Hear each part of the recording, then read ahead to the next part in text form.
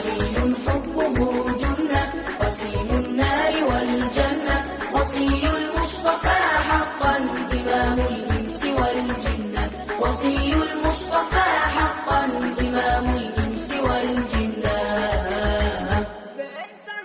ز انسان ها همه بهتر ز اهل آسمان برتر چگویم من به توصیفت علی ای ساقی کوثر حبه جنة وسيم النار والجنة وصي المصطفى حقا إمام الإنس والجنة وصي المصطفى حقا إمام الإنس والجنة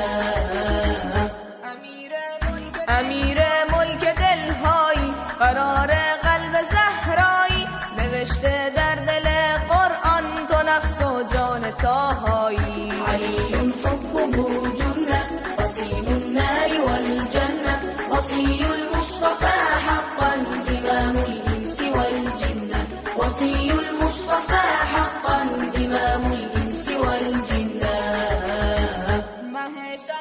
مه شمهای من حیدر همه دنیای من حیدر به لب گل می کند هر جا توی آقای من حیدر علي حبه جنة وسيم النار والجنة وصي المصطفى حقا إمام الإنس والجنة وصي المصطفى حقا إمام الإنس والجنة